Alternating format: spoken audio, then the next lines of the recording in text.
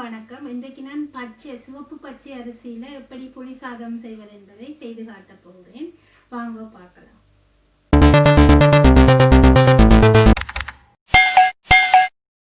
இப்போ நான் புளி சாதம் செய்யறதுக்கு முதல்ல நாங்கள் ட்ரை ரோஸ்ட் பண்ண போகிறோம். 4 பொருட்கள். ஒன்று வந்து மிளகு, மற்றது வந்து எள்ளு, கடுகு, வெந்தயம். இந்த 4 முதல் ட்ரை ரோஸ்ட் பண்ணணும். முதல் இதில் மிளகை ட்ரை ரோஸ்ட் பண்ணுவோம்.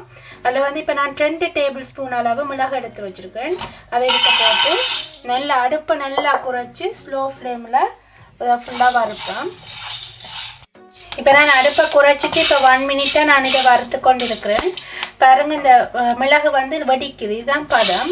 இந்த பதத்தில் நாங்கள் இதை அடுப்பை நிப்பாட்டுவோம். நல்லா குறைச்சி தான் அடுப்பை போட்டுட்டு நாங்கள் ட்ரை ரோஸ்ட் பண்ணணும். இந்த கூட விட்டோம்னா அது கூட கருகிடும். அதால் நல்ல இளம் சூட்டில் கொஞ்சம் கொஞ்சமாக வறுக்க வேணும். வறுக்கைக்கில் அது வந்து அந்த மிளகு வந்து வெடித்து வரைக்கில் ஓகேயாக இருக்கும். அதோடு நாங்கள் ஸ்டப் பண்ணி நிப்பாட்டுவோம் அடுப்பை. நான் அதே பேனில் திருப்ப கடுகு போட போகிறேன். 2 டேபிள் ஸ்பூன். அதையும் இதுக்கு மிளகு எடுத்துட்டு கடுகை போட்டுட்டு அதையும் நல்ல ஸ்லோ ஃப்ளேமில் நல்லா குறைச்சி அடுப்பை குறைச்சிட்டு நாங்கள் அந்த சூட்டிலேயே வறுப்போம். வறுத்து அந்த வெடிச்சு வரைக்கில் நீங்கள் உங்களுக்கு தெரியும் அந்த வாசம், கடுகுட வாசம், மிளகுட வாசங்கள் அப்படி வரைக்கில் இறக்கினீங்களா ஓகே, அது நல்லா வறுபட்டுட்டு வந்து கற்றுறேன். இந்த கடுகை பாருங்க, கடுகு நல்லா பொரிஞ்சு அந்த வெடிக்கு வருது. இந்த படம் தான் ஓகே, கலரும் மாறிக்குது. இந்த படத்தில் நாங்கள் அடுப்பை நிப்பாட்டி போட்டு இதையும் புரிம்பாக எடுத்து வைப்போம். 2 நிமிஷம் சென்றது நாங்கள் இதை ஃபுல்லாக வறுத்தெடுக்க. ஓகே, இதே பேனில் திருப்ப இதில் 1 டேபிள் ஸ்பூன் அளவு வெந்தயம் எடுத்து வச்சுருக்கேன். வெந்தயத்தையும் போட்டு வறுப்போம். வெந்தயம் நல்லா ப்ரௌன் கலராக வரைக்கல நல்லா அடுப்பை குறைச்சிட்டு நல்லா ப்ரௌன் கலராக வரைக்கும் இறக்கினோம்னா ஓகே.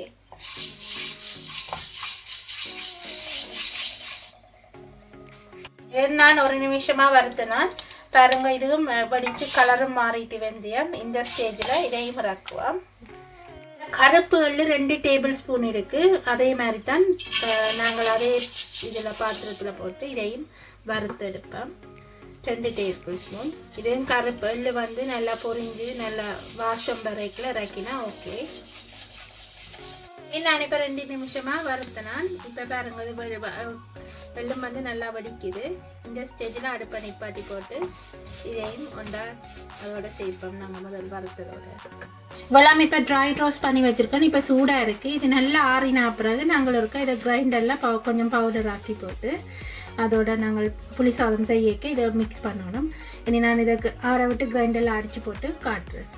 இது நான் கிரைண்டரில் ஆறினா பிறகு நான் இந்த முதல் நான் எடுத்து வச்சுருக்க மிளகு, எள்ளு இதுகளெல்லாம் போட்டு வறுத்ததுகளை நான் இப்போ இதுக்குள்ள போட்டு அடித்து பவுடர் ஆக்கி வச்சுருக்கேன்.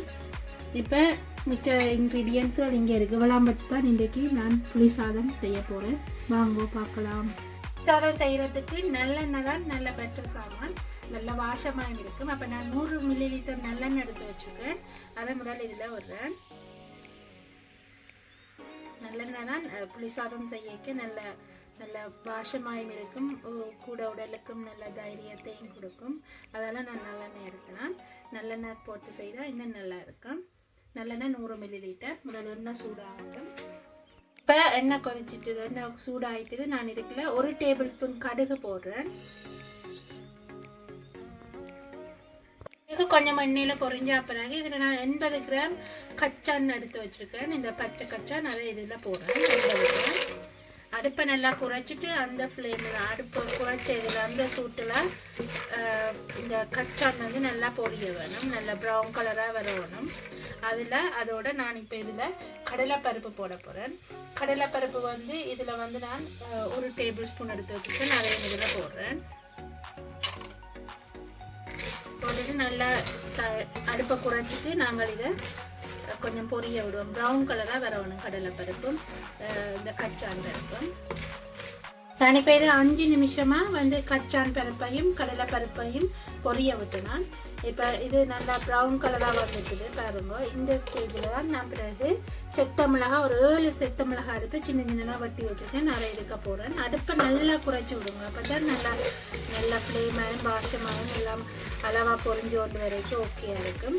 இந்த செத்த மிளகாய் ஏழு போட்ட பிறகு உங்களுக்கு தேவையான அளவு கருவேப்பிலை போடுங்க.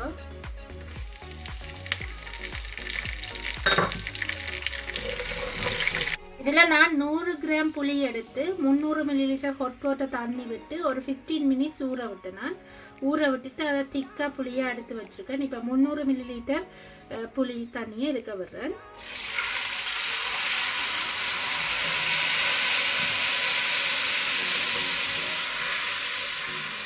இப்போ இந்த புளி தண்ணி வந்து நல்லா திக்காக வர வரும், கெட்டியாக வரும் மட்டும் நல்லா திக்காக வரும் மட்டும் நாங்கள் இதை காய்ச்சணும். 2 மினிட்ஸ் வந்து நான் இதை விட்டேன், நான் கொஞ்சம் கொதிக்கிறதுக்கு புளி தண்ணி. அதுக்கு பிறகு நான் இதை 1/2 டீஸ்பூன் மஞ்சள் எடுத்து வச்சுருக்கேன், அதை இதுக்க போடுறேன்.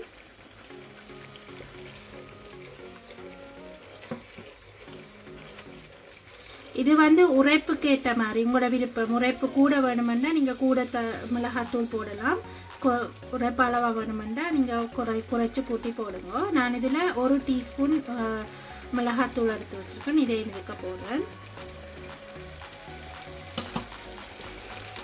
போட்டுட்டு இதை நல்லா கிண்டி விடுங்க. கிண்டி போட்டு இதில் இப்போ அதோட 100 மில்லிலிட்டர் தண்ணி எடுத்து வச்சுருக்கேன், தண்ணியும் இருக்க விடுறேன். விட்டுட்டு இப்போ இந்த தண்ணி மஞ்சள் எல்லாம் சேர்ந்து கொஞ்சம் அவியட்டும். என்னென்று சொன்னால் இந்த புளி எல்லாம் இந்த மஞ்சள் வாசம், தூளுண்ட வாசம், பச்சை வாசம் போகும் மட்டும் நல்லா இது கொதிக்கட்டும். கொதிச்சா பிறகு மிச்சத்தை காட்டுறேன். இப்போ நான் இதை 6 நிமிஷமாக நான் இதை காய்ச்சி கொண்டு இருக்கிறேன். இப்போ வந்து பாருங்க நல்லா திக்காகி கொண்டு வருது இந்த புளி காய்ச்சல். இதுக்குள்ளே நான் இப்போ தேவையான அளவு உப்பு போடுறேன். உப்பு வந்து நான் ரைஸுக்கு போடலன்றபடியே நான் இதில் கொஞ்சம் கூட போடுறேன். நீங்கள் ரைஸுக்கு போட்டால் இதில் ஒரு உப்பை குறைச்சி போடுங்க.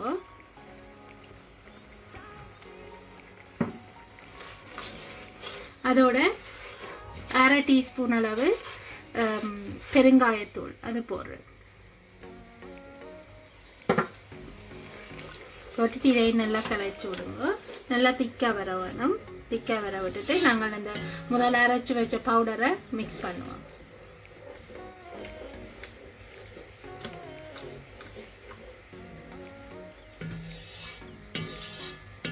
இப்போ இதுக்குள்ள நான் உப்பும் பெருங்காய பவுடரும் போட்டு ஒரு 2 மினிட்ஸ் விட்டு நான் நல்லா கொதிக்கிறதுக்கு. அதுக்கு பிறகு நான் முதல்ல அரைச்சி வச்சுருந்த பவுடர், அதாவது வந்து இதுக்கு மிளகு எள்ளு எல்லாம் போட்டு அரைச்சி வச்சேன். மிளகு எள்ளு மற்றது கடுகு வெந்தயம் இவெல்லாம் அரைச்சி வச்சு வறுத்து போட்டு அரைச்சி வச்சுட்ட பவுடர். இதில் இப்போ நான் இதில் 2 டேபிள் ஸ்பூன் அளவு இதுக்க போட போகிறேன்.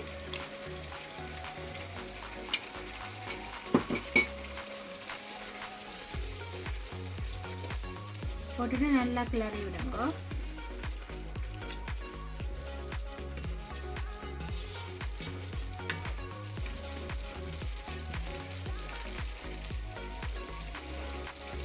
போட்டுட்டு கடைசியாக 1 டேபிள் ஸ்பூன் அளவு நல்லெண்ணெய் திருப்பவும் இருக்க விடுங்க.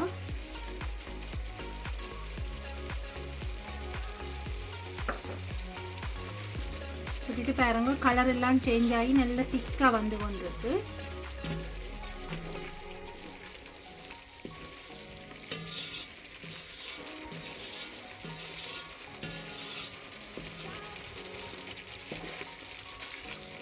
இப்போ நான் இதில் 1 மினிட்டாக அந்த எல்லாத்தையும் பவுடர் எல்லாம் போட்டுட்டு நல்லா 1 மினிட்டாக கொதிக்க விட்டுனா இதில் நான் இனி அடுப்பை ஆஃப் பண்ணுறேன்.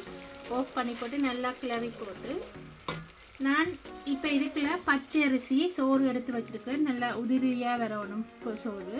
அந்த சோறு வந்து இப்போ நான் இதில் 400 கிராம் அரிசி எடுத்து சோறாக்கி வச்சுருக்கேன். இப்போ இதை இதுக்க போட போகிறேன்.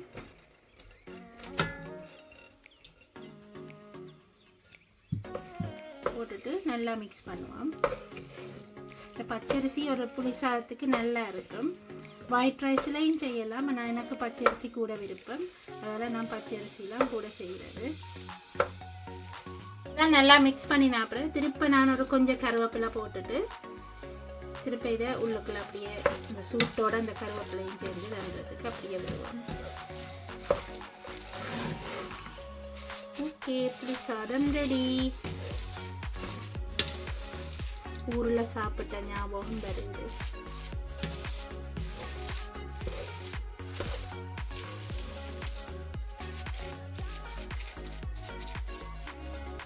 நான் செய்கிற இந்த புளிசாதம் உங்களுக்கு பிடிச்சிருந்தா நீங்களும் வீட்டில் செய்து பண்ணுங்க.